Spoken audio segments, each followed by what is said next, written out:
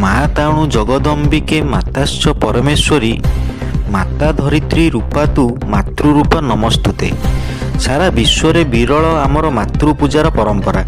ଏହା ଭାରତ ବର୍ଷରେ ପ୍ରମାଣ କରିଦେଇଛି ଯେ ନାରୀମାନେ ପୁରୁଷଙ୍କ ଜନନୀ ଅର୍ଥାତ୍ ମାତୃଶକ୍ତିର ଉପାସନା ପରମ୍ପରା ଭାରତୀୟ ସଂସ୍କୃତିରେ ଅତି ପ୍ରାଚୀନ ନିରବଚ୍ଛିନ୍ନ ଏହାର ସ୍ୱତ। ବିଭିନ୍ନ ସମୟରେ ଆମେ ବିଭିନ୍ନ ନାମରେ ମାଙ୍କୁ ପୂଜା କରିଥାଉ।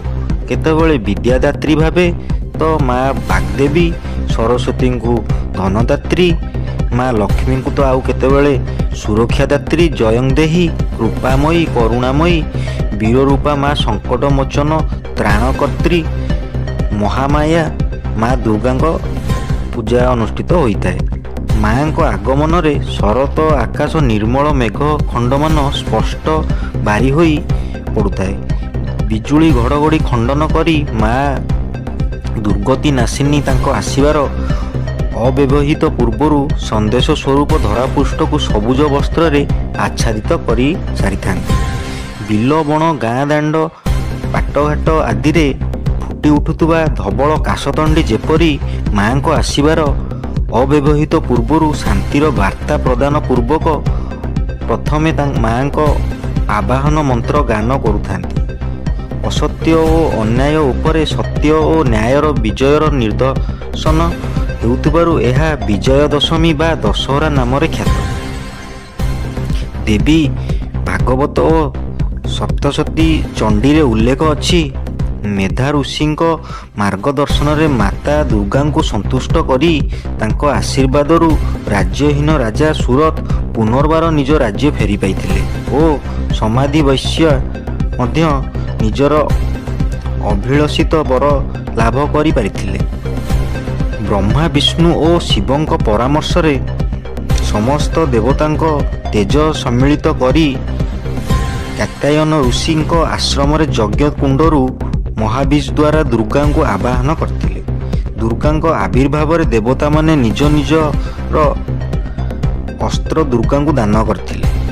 ଦେବୀ ଦୁର୍ଗା ସିଂହ ବାହିନୀ ହୋଇ ମହିଷାସୁର ସହ ଯୁଦ୍ଧ କରି ତ୍ରିଶୂଳ ଦ୍ୱାରା ମହିଷାର ହୃଦୟ ବିଦ୍ଧ କରି ଖଡ଼୍ଗ ଦ୍ୱାରା ତାର ଶିରଚ୍ଛେଦନ କରି ବଦ୍ଧ କରିଥିଲେ।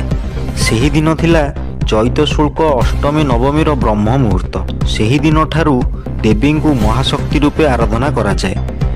କେନ୍ଦୁଝର ଜିଲ୍ଲାରେ ବିଭିନ୍ନ ସ୍ଥାନରେ ମା ଦୁର୍ଗାଙ୍କର ପ୍ରତିମା ପୂଜା ପାଉଥିବା ଦେଖିବାକୁ ମିଳିଛି। ପାଖାପାଖି ଅଞ୍ଚଳର ଲୋକମାନଙ୍କର ସମାଗମ ମଧ୍ୟ ଦେଖିବାକୁ ମିଳିଛି।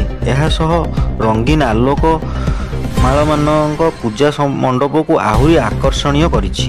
ଏହା ସହ ସାଂସ୍କୃତିକ କାର୍ଯ୍ୟକ୍ରମ ମଧ୍ୟ ଦେଖିବାକୁ ମିଳିଛି। ଆଜି ପବିତ୍ର ବିଜୟା ଦଶମୀ। ଭାରତବର୍ଷର ପରମ୍ପରା, ଭାରତବର୍ଷର ସଂସ୍କୃତି, ଭାରତବର୍ଷର ପୁରାଣ, ଭାରତବର୍ଷର ଇତିହାସ ଭିତରେ ବିଜୟା ଦଶମୀ ଏକ ସ୍ୱତନ୍ତ୍ର ଦିନ। କେବଳ ଯେ ମାଙ୍କର ଦେବୀଙ୍କର ଯେ ଆଜି ଦିନରେ ଯେଉଁ ଅସତ୍ୟରୁ ସତ୍ୟକୁ ଯିବା ବା ଅନ୍ୟାୟରୁ ନ୍ୟାୟ ପ୍ରଦାନ କରିବା ବା ଧର୍ମ ସଂସ୍ଥାପନାର୍ଥାୟ ସମ୍ଭବାମୀ ଯୁଗେ ଯୁଗେ ତାଙ୍କର ଯେଉଁ ଏ ଧରା ଧାମରେ ଯେଉଁ ଅବତାର ସେ ଗ୍ରହଣ କରିଥିଲେ, କେବଳ ସେଇ ଗୋଟେ ଦିନ ନୁହଁ। ପୁରାଣ ଅନୁସାରେ ମଧ୍ୟ ଆପଣ ଦେଖିବାକୁ ପାଇବେ ଶ୍ରୀରାମଚନ୍ଦ୍ର ଏଇ ଦିନ ହିଁ ତାଙ୍କର ବିଜୟ ଯାତ୍ରାକୁ ସେ ଠିକ୍ ଭାବରେ ଗ୍ରହଣ କରିନେଇଥିଲେ। ଏହି ବିଜୟା ଦଶମୀ ଦିନ ଭାରତବର୍ଷର ସୁଚିନ୍ତିତ ଚିନ୍ତକମାନେ ମଧ୍ୟ ବିଭିନ୍ନ ଜାଗାରେ ନିଜ ନିଜର ସାଧୁସନ୍ଥମାନେ ନିଜ ନିଜର ଯେଉଁ ସାଧନାକୁ ମଧ୍ୟ ସେମାନେ ସିଦ୍ଧି ଲାଭ କରିଥିଲେ।